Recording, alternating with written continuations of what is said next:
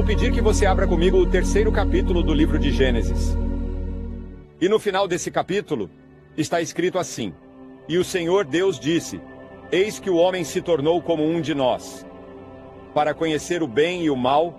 E agora, para que ele não estenda a mão e também tome da árvore da vida, e coma, e viva para sempre. Portanto, o Senhor Deus o enviou para fora do jardim do Éden, para lavrar o solo de onde havia sido tirado. Assim, ele expulsou o homem e colocou ao leste do jardim do Éden um querubim e uma espada flamejante que se virava para guardar o caminho da árvore da vida. Em outras palavras, Deus estava mantendo o homem afastado da árvore da vida, porque se o homem tivesse comido da árvore da vida, ele teria vivido para sempre em seus pecados, sem qualquer esperança de redenção. Suponha, por exemplo, que um homem como Hitler aparecesse e comesse da árvore da vida e vivesse para sempre. E teríamos Hitlers por milhares de anos e muitos mais Hitlers. E eles controlariam a terra, e assim Deus enviou a morte como um julgamento, mas também como uma bênção. Porque toda geração vem e morre, e uma nova geração nasce. E todos os Hitlers do mundo morrem eventualmente. E a Bíblia diz em Eclesiastes 3:2, há um tempo para nascer e um tempo para morrer. Está determinado e o homem quer morrer, mas depois disso, o julgamento. Mas muitas vezes eu descubro, como clérigo, que as pessoas não desejam falar sobre a morte. Por quê? Na América, os adolescentes de 17 anos, quando chegam aos 17, já viram uma média de 15 mil assassinatos na televisão. E há uma onda de best-sellers sobre a morte agora. E alguns pensam na morte como um período da vida. Sir Winston Churchill uma vez disse: quanto mais velho você fica, mais sono você precisa. Finalmente você dorme o tempo todo. Na vida, há muitas avenidas, ele disse, mas todas levam àquela morte abrangente. E eu quero perguntar a você esta noite: você está preparado para morrer? Você fez alguma preparação para a sua morte? Oh, sim, talvez financeiramente você tenha, mas e quanto ao seu espírito, sua alma que vai viver para sempre? Você fez um estudo sobre isso. Oh, isso ocupa muito do seu pensamento. Eu sei disso. Mas a perda e a separação das coisas que você ama não gostam de deixar para trás família e amigos. E para outros, não é apenas um momento da vida, mas é um ponto de interrogação. A morte traz tanta incerteza e nos perguntamos: por quê? Por quê? Por quê? Você vê um jovem ceifado na flor da idade e você pergunta: por quê? Ou você vê um menino ou uma menina e você pergunta: por quê? Por que tudo isso tem que acontecer? Parte disso é o terror e o medo do desconhecido. As pessoas nunca gostam de estar despreparadas. Elas estão ansiosas sobre o futuro. E eu quero citar uma passagem de Amós, o 4º capítulo, que diz: prepare-se para encontrar seu Deus. Suavizamos a realidade da morte. Não queremos falar sobre isso. Alguns não querem pensar sobre isso. Então temos muitos cosméticos e lifting facial e a busca frenética pela mítica fonte da juventude que continua. Mas eu não quero me voltar esta noite para o psicólogo, ou o sociólogo, ou os estudantes de medicina, mas para a Bíblia. O que a Bíblia diz sobre a morte? Primeiro, a Bíblia diz que a morte é um inimigo do homem e de Deus. Paulo a chama de inimiga. Ele diz em 1 Coríntios 15 que o último inimigo que será destruído é a morte. Agora é um inimigo de Deus, porque Deus nunca quis que o homem morresse. Quando ele nos criou, ele quis que vivêssemos para sempre. Mas quebramos sua lei, nos rebelamos contra ele. E ele disse: se você fizer isso, você vai morrer. Ele tinha que cumprir sua palavra. Nem o pecado, nem a dor, nem a doença, nem a morte faziam parte do plano original de Deus para o homem. A morte era a penalidade pelo pecado, quando ele disse: certamente morrerás. E o julgamento pó tu és. E ao pó voltarás veio após a rebelião do homem. Você está preparado?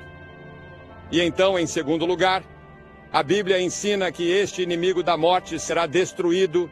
1 Coríntios 15, 26, o último inimigo a ser destruído é a morte. Quando estivemos viajando pela Rússia no ano passado e fomos a essas grandes catedrais ortodoxas, foi um privilégio pregar nelas o Evangelho, assim como faço aqui. E na União Soviética eu tinha um teólogo da Academia Teológica de Leningrado. Ele disse a mim no carro enquanto estávamos viajando, ele disse: Senhor Graham, ele disse, eu gostaria de ver você dar mais ênfase à ressurreição de Cristo. Porque ele disse, se Cristo não ressuscitou, nossa fé é vã. E eu pensei comigo mesmo, aqui estou eu, aprendendo aos pés de um homem na União Soviética sobre a ressurreição de Jesus Cristo. Agora, algumas pessoas questionam a ressurreição nesta era científica. Mas Arnold de Rugby disse, eu não conheço fato na história da humanidade que seja atestado por evidências mais completas e melhores de cada alma. Sir Edward Clarke, o juiz do Tribunal Superior Inglês, disse, há algum tempo, a evidência da ressurreição eu aceito incondicionalmente como fato. Repetidamente no Tribunal Superior, eu garanti um veredicto com evidências que não eram nem de longe tão convincentes. Muitos de nossos cientistas acreditam na ressurreição de Jesus Cristo. Agora, em terceiro lugar, a Bíblia ensina que este inimigo da morte já foi derrotado, já derrotado. Paulo diz, morte, teu aguilhão, sepulcro, tua vitória. Pela morte e ressurreição de Cristo, ele disse, eu sou aquele que vive e esteve morto, e eis que estou vivo para todos sempre, e tenho as chaves do inferno e da morte. Pense nisso, ele tem as chaves do inferno e as chaves da morte. Agora, qual é essa derrota da morte? Paulo a compara a um inseto venenoso, cujo aguilhão foi retirado. Ele diz que o aguilhão da morte é o pecado. Agora eu quero que você pense sobre a morte. Para uma pessoa que não conhece Cristo, para um descrente, este atleta está revivendo aquela velha canção pop de David Clayton Thomas, que diz, e quando eu morrer, eu rezo para que não haja inferno. Mas a Bíblia ensina que haverá um julgamento, e você não pode ler a Bíblia e não perceber as referências ao inferno. E eu não vejo como um clérigo pode pregar sem falar sobre isso. Porque está tão presente nas Escrituras, e aquele que ensinou tanto sobre isso é Jesus, mais do que qualquer outra pessoa na Bíblia. Estar no inferno é estar fora da presença de Deus. O que é o inferno? Não vou te dar minha imaginação. Não vou fazer o que alguns fizeram no passado e usar sua imaginação para assustar as pessoas. Devemos estar assustados. Falar o que a Bíblia ensina. Existem 3 palavras que descrevem o inferno na Bíblia. Uma é fogo. Pois nosso Deus é um fogo consumidor, diz Hebreus 12. Mas a Bíblia também ensina que o fogo é usado simbolicamente. Ela diz que nossas línguas são acesas pelo fogo do inferno. Isso não significa combustão literal em Tiago. É simbólico. E Jesus usou esse símbolo repetidamente. Eu acredito que o fogo é uma sede pelo Deus Todo-Poderoso que nunca pode ser saciada. Você sairá para a eternidade com sede de Deus e nunca poderá encontrá-lo. E você nunca poderá encontrar a realização que perdeu nesta vida. E então, em segundo lugar, a palavra escuridão. A Bíblia diz que Deus é luz. E Mateus 8,12 diz, mas os filhos do reino serão lançados para fora na escuridão exterior. O inferno é chamado de escuridão exterior. É a separação de Deus na escuridão. Essa é a razão pela qual aqueles que vão para o inferno não verão mais ninguém. Estará escuro demais. Você não vai descer lá e montar uma boate, se divertir e ter belos campos de golfe e todo o resto, como algumas pessoas pensam. Não.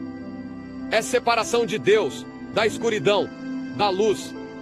E então a terceira frase que Jesus usa é a segunda morte. Deus é vida, está separado da vida, e a morte e o inferno foram lançados no lago de fogo. Esta é a segunda morte, Apocalipse 20:14 diz. Você morre a primeira vez naturalmente, seu corpo morre, agora sua alma, seu espírito ainda está vivo, mas está morto em relação a Deus, assim como está esta noite. Há milhares de pessoas aqui nesta audiência no sul da Flórida esta noite cujos espíritos estão mortos em relação a Deus. Seu corpo está vivo, você vai à igreja, você é religioso como a maioria das pessoas ao redor do mundo. Você vai à Índia e encontrará mais religião do que em qualquer país do mundo. Mas no fundo do seu coração, você realmente não conhece Cristo. Você não fez as pazes com Deus. Agora Deus não se deleita no inferno. Ele não criou o inferno para você. Ele fez o inferno para o diabo e seus anjos. Mas se você persistir em seguir o caminho do diabo, é para lá que você vai. Agora, quando Jesus Cristo morreu na cruz, isso foi um julgamento. Deus julgou Cristo em seu lugar. E Jesus, sendo quem ele era, tinha a capacidade de suportar o inferno por você. E quando Cristo disse: meu Deus, por que me desamparaste? Naquele momento terrível, de uma maneira que não podemos compreender, o Senhor Jesus Cristo e seu Pai estavam separados. E Jesus suportou as dores do inferno e sofreu naquele momento tudo o que o homem algum dia será chamado a sofrer. Ele fez isso por você porque ele te ama. E agora Deus diz que você deve se arrepender de seus pecados e recebê-lo em seu coração. E se você não fizer isso e persistir em ouvir a voz do diabo que diz que você tem muito tempo, ou que te diz que não é verdade, ou qualquer coisa que ele esteja sussurrando para você, sim, você precisa fazer uma escolha. Você precisa fazer uma escolha entre algumas coisas que estão erradas em sua vida e precisa fazer uma escolha com Cristo. Qual será? Qual é a sua escolha? A morte de Cristo foi um julgamento. E as Escrituras dizem que o desejo de Deus é que todos os homens sejam salvos. Todas as mulheres devem ser salvas. Esse é o desejo de Deus. Ele quer isso tanto que deu seu filho para morrer na cruz por você. E as palavras usadas nessas escrituras são desejo e vontade. Não vontade e propósito. Não é a vontade ou o propósito de Deus que você morra. É seu desejo que você seja salvo. E você tem uma escolha. Agora, e quanto ao que acontece com o crente? Tanto poderia ser dito sobre isso. Eu poderia falar a noite toda sobre o céu e sobre as alegrias, a emoção e a empolgação que será no céu para todos nós que conhecemos Cristo. Em Cristo, o julgamento foi passado. A tempestade acabou, o inferno ficou para trás. Se você conhece Cristo, não haverá julgamento para você. Portanto, agora não há julgamento para aqueles que estão em Cristo Jesus. Não há inferno para você. Você viverá eternamente com o Senhor Jesus Cristo e com os santos de todas as eras. Pela sua morte, ele destruiu a morte. Em Cristo não consideramos mais a morte como o rei dos terrores. Paulo disse: tenho o desejo de partir para estar com Cristo, o que é muito melhor. Ele disse que estar com Cristo é melhor do que viver aqui e agora. Eu quero estar com ele, disse o apóstolo Paulo. Por quê? Foi porque ele trabalhou tanto por Cristo? Ou porque ele sofreu tanto? Não. Ele estava pronto porque há muito tempo ele havia encontrado Cristo na estrada de Damasco e teve uma experiência com o Senhor Jesus Cristo. E Cristo entrou em seu coração e ele havia encontrado paz e alegria. Ele encontrou o significado de sua vida quando teve aquele encontro com Cristo. Você pode ter essa mesma experiência com Cristo esta noite, bem aqui, antes de sair. Muitas pessoas pensam que é um processo longo e pode haver um processo em que você é convencido pelo Espírito de Deus. E pode haver um processo como o nascimento, ao momento da concepção, aos meses de gestação. Então vem o nascimento e depois vem o crescimento. Todos esses são passos diferentes e processos diferentes. Alguns podem ocorrer quase todos de uma vez. Não sabemos como o Espírito Santo trabalha naquele ponto na vida de cada indivíduo. Às vezes é individual, mas esta noite você precisa dar um passo em direção a Cristo e ter certeza. Se você não sabe e não está certo, tenha certeza. Muitas pessoas não têm uma data em que vieram a Cristo, mas é bom para muitas pessoas vir e marcar uma data e dizer: sim, aquela foi a noite em que eu me tornei certo. Agora, a conquista da morte é a grande realização final do que chamamos de Cristo e judaísmo. A morte física é apenas uma transição da vida na terra com Cristo para a vida eterna no céu com Cristo. É como passar por uma porta quando você morre. Você sai de uma sala e entra em outra maior, que é mais bonita e mais maravilhosa. E a transição que chamamos de morte é baseada no fato de que Jesus foi ressuscitado dos mortos, pois sabemos que Cristo, sendo ressuscitado dos mortos, nunca mais morrerá. A morte não tem mais domínio sobre ele, diz Romanos 6. Pois assim como em Adão todos morrem, assim também em Cristo todos serão vivificados.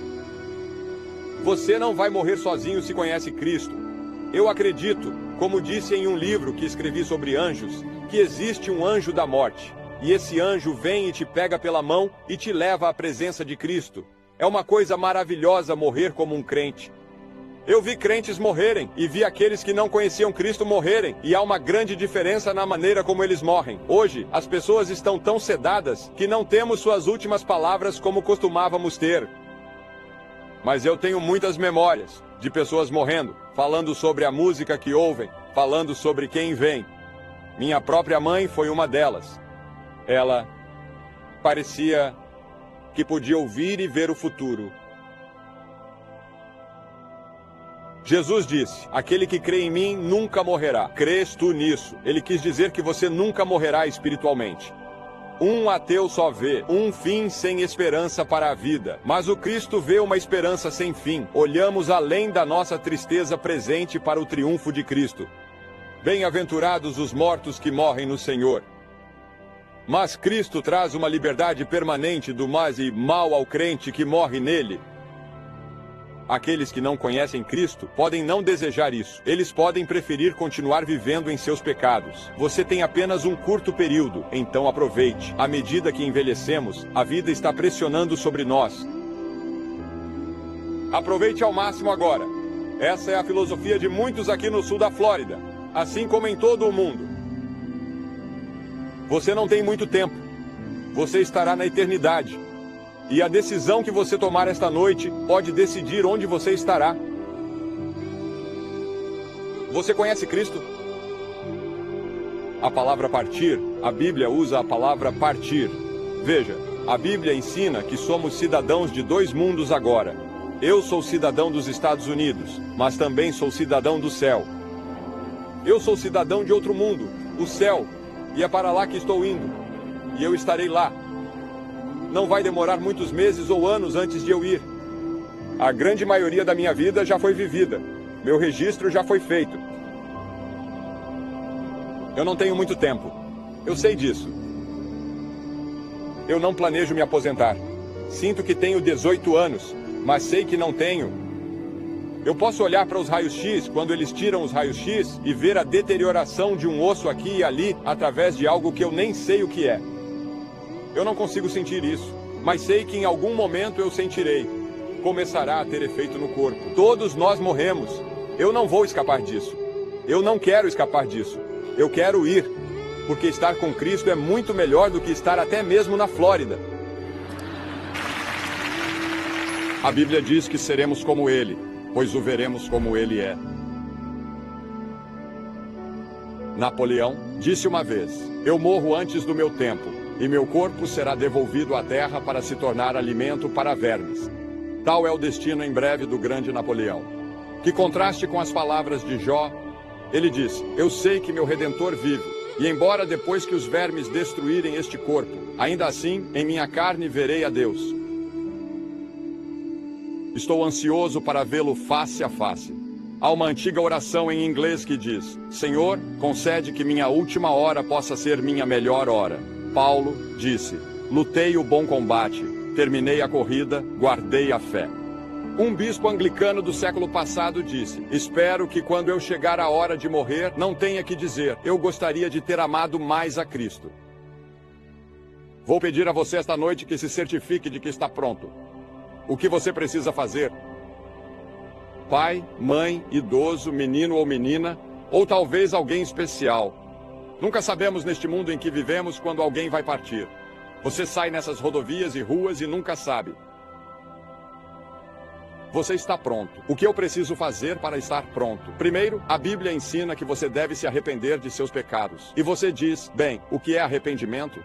Arrependimento é mudar. Mudar sua mente em relação a Deus e a si mesmo, vendo-se como um pecador e vendo a santidade e a justiça de Deus, olhando para a cruz de Cristo e vendo que Ele morreu por você. Mas também significa uma mudança de vida. Você vai mudar seus hábitos a partir deste momento. Você vai pedir a Deus para te ajudar. Você pode não conseguir. Você pode não ter a força para isso. Mas se você pedir a Deus para te ajudar, Ele te ajudará. Então, a segunda coisa que você deve fazer é crer. Essa palavra crer significa mais do que apenas acreditar com a sua mente. Significa se comprometer. Seu eu total a Cristo como Salvador e Senhor. E então, a terceira coisa, você deve estar disposto a segui-lo e servi-lo. Você está disposto a fazer isso? Você diz: Billy, eu decidi isso anos atrás. Você realmente decidiu. Há alguma dúvida sobre isso? Muitas pessoas mais velhas foram religiosas e os mais jovens também, porque eu era jovem quando aceitei Cristo, com 16 ou 17 anos e vice-presidente da sociedade de jovens da minha igreja. Mas eu sabia que realmente não conhecia Cristo, eu já sabia disso, e quando pediram às pessoas para virem e tornarem isso certo, eu fui, e estou tão feliz por ter feito isso naquela noite. Você pode ter certeza de que esta noite vou pedir que você venha e fique em frente a esta plataforma, como vimos centenas fazerem todas as noites. Estou pedindo que você venha publicamente. Ele disse: se você não estiver disposto a me reconhecer publicamente diante dos homens, eu não o reconhecerei diante de meu Pai, que está no céu. Há algo em vir publicamente que ajuda a resolver isso. E eu vou pedir que você venha. Se você estiver com amigos ou parentes, eles esperarão. E depois que todos vocês vierem, eu vou dizer uma palavra a vocês e fazer uma oração com vocês. Dar-lhes algumas literaturas para ajudá-los em sua vida cristã. Você se levanta e vem. Nós vamos esperar por você. Centenas de vocês. Se você vier deste lugar aqui atrás, levará cerca de 1 minuto e meio. Este lugar e este aqui perto levarão cerca de 2 minutos. Levante-se e venha agora mesmo. E depois que você vier, nós ficaremos aqui por alguns minutos, depois faremos uma oração e então você voltará e se juntará aos seus amigos. Muito simples, mas muito importante, porque todo o seu futuro eterno pode depender do que acontece esta noite.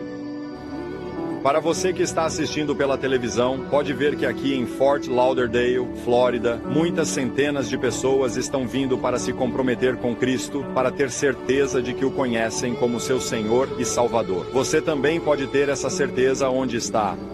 Você pode estar em um quarto de hotel, talvez no seu quarto, na sala de estar, talvez em um bar em algum lugar, eu não sei onde. Você pode dizer: sim, Senhor Jesus, entre no meu coração e tenha certeza, e vá à igreja no próximo domingo.